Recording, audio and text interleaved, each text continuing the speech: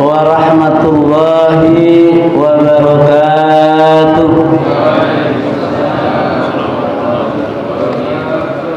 Alhamdulillah wassalatu wassalamu ala Rasulillah Sayyidina Muhammad ibn Abdillah wa ala alihi wa sahbihi wa mawalah.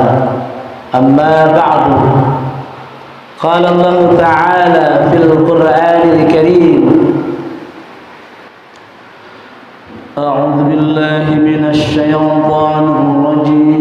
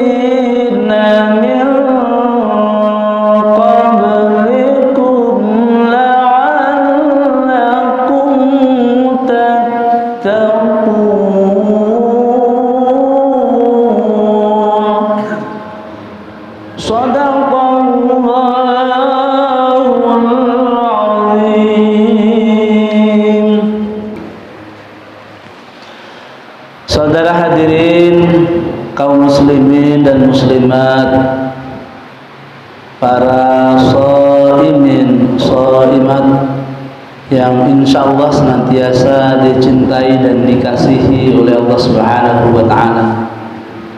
Pada kesempatan kali ini Kulkas Ramadan, kuliah singkat Ramadan mengambil tema 3 doa dikabulkan tanpa hijab. 3 doa dikabulkan tanpa hijab. Saudara hadirin kaum muslimin dan muslimat yang dirahmati Allah, sejatinya setiap pinta, setiap hajat, setiap doa Allah pasti kabulkan. Itu janji Allah. Ud'uuni astajib lakum. Berdoalah kamu, niscaya aku akan kabulkan.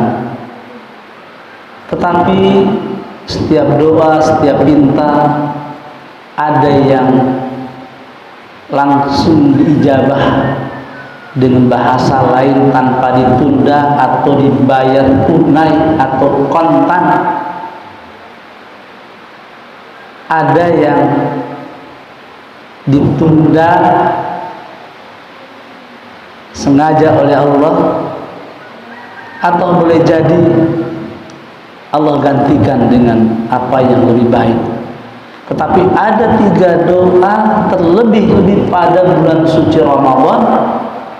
Ini doa ini amat sangat mustajab. Wa da'awatan mustajabatun, terlebih pada bulan suci Ramadan, maka segala pinta kita Allah akan kabulkan. Oleh karena itu hendaknya banyaklah meminta pada bulan suci Ramadan.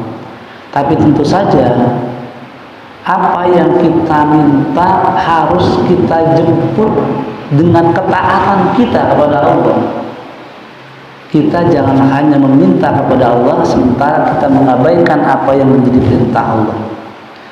Saudara hadirin, dalam satu hadis dikatakan salasun la turaddu da'awatuhum, ya. Ini ada 3 doa yang tidak ditolak, artinya dihijab secara langsung. Pertama adalah as-shaimu hatta yaftir.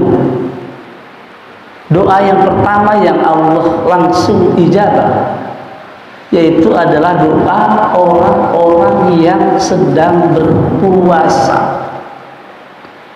Hatta yaftiru, sampai ia berbuka. Sepanjang perjalanan kita melaksanakan tugas puasa, kita meminta kepada Allah dalam kondisi-kondisi tertentu. Ini adalah doa yang amat sangat mustajab. Yang kedua, doa yang dikabulkan tanpa hijab berdasarkan hadis ini adalah wal imamul adil. Wal imamul adil, imam artinya pemimpin, bukan diartikan secara spesifik. Makna imam adalah pemimpin dalam sholat, ya, meskipun itu boleh jadi termasuk di dalamnya. Tetapi imam di sini maksudnya umum adalah pemimpin, pemimpin yang adil, pemimpin yang arif, pemimpin yang bijak. Ini bisa kita terjemahkan secara luas, boleh jadi pemimpin dalam suatu organisasi, dalam suatu instansi, atau sekurang-kurangnya menjadi pemimpin di dalam rumah tangga. Pemimpin dalam rumah tangga ketika ada konflik-konflik tertentu sudah pasti terjadi. Seorang imam, seorang ayah, seorang bapak mengadukan semua persoalan hidup kita kepada Allah. Kita sandarkan semua persoalan hidup kita. Hasbunallah wa ni'mal wakil, ni'mal maula wa ni'man nasir. Cukup Allah saja menjadi sandaran kita, dan Allah adalah penolong yang terbaik buat kita. Allah akan kabulkan, Allah akan berikan solusinya. Jangan pernah kita meminta kepada Allah untuk dibebaskan dari masalah, tapi mintalah kepada Allah semua masalah yang Allah berikan kepada kita, Allah berikan jalan keluarnya.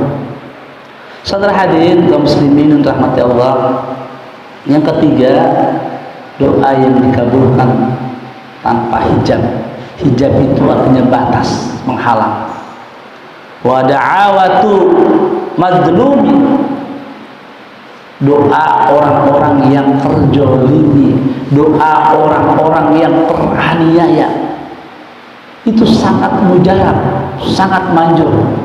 Makanya hati-hati, pelihara lisan kita, lidah kita. Boleh jadi apa yang kita ucapkan itu adalah menyakiti, memedihkan, mengerikan, melukai perasaan orang lain. Orang yang terlukai hatinya, yang terzolimi dirinya, apabila ia berdoa kepada Allah, maka doa itu dibayar tunai. Oleh karena itu saudara hadirin yang dirahmati Allah Subhanahu wa taala, itu 3 doa yang Allah kabulkan tanpa hijab. Saudara hadirin kaum muslimin dirahmati Allah, orang-orang yang berpuasa, ini salah satu doa yang diijabah tanpa hijab. Doanya dikabulkan. Orang yang berpuasa adalah orang yang dekat dengan Allah, hampir-hampir tidak ada jarak. Saat ini kita sedang bermesra-mesra dengan Allah. Saat ini kita sedang berkarib-karib, berdekat-dekat, berhimpit-himpit dengan Allah, minta dengan Allah. Tapi mintalah hal-hal yang terbaik. Mintalah hal-hal yang terbaik yang terkait dengan urusan agama, urusan akhirat. Jangan melulu mengutamakan persoalan-persoalan yang bersifat duniawi. Bukan berarti kita tidak boleh meminta urusan itu, karena saat ini kita sedang menjalani kehidupan dunia. Bolehlah kita minta kepada Allah untuk urusan dunia, tetapi jangan mendahulukan permintaan urusan dunia daripada akhirat. Saudara hadirin yang dicintai Allah Subhanahu wa taala, kemudian seorang pemimpin yang adil, Pemimpin itu begitu berat. Ketika seseorang memilih untuk menjadi seorang pemimpin dengan konsekuensi logisnya, begitu banyak persoalan yang ia hadapi. Sikapnya yang arif, sikapnya yang bijaksana, sikapnya yang adil, yang membuat Allah ridho. Mintalah kepada Allah untuk hal-hal yang baik terhadap sesuatu yang kita pimpin. Kemudian doa yang ketiga adalah doa dari seseorang, sekelompok orang yang terzolimi. Karena orang yang dizolimi itu orang yang sangat perih hatinya, yang sangat pedih hatinya.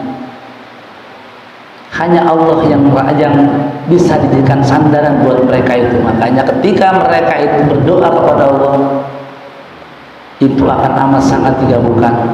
Contoh sederhana, jika kita tidak mampu memberi kepada pengemis misalkan, jangan menyakiti perasaannya.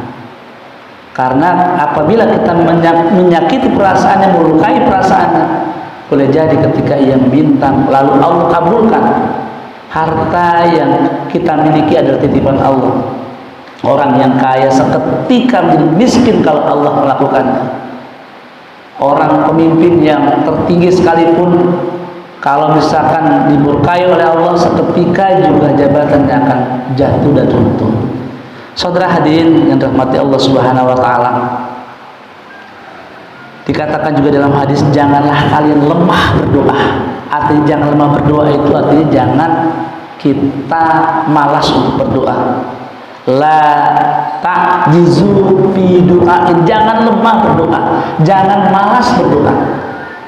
Fa innahu la yahliku ma'ad du'ai ahadun, seseorang tidak akan binasa selama ia tidak lemah berdoa. Tidak akan hancur diri kita, tidak akan binasa diri kita selama kita tidak lemah berdoa. Saudara hadirin yang dirahmati Allah dan dikasihi Allah, itulah sekian dan demikian kuliah ringkas Ramadan atau kulkas Ramadan pada kesempatan kali ini, mudah-mudahan bermanfaat. Terima kasih atas segala perhatian dan mohon maaf atas segala kekurangan. Billahi taufiq wal hidayah, birrida wal inayah. Wassalamualaikum warahmatullahi wabarakatuh.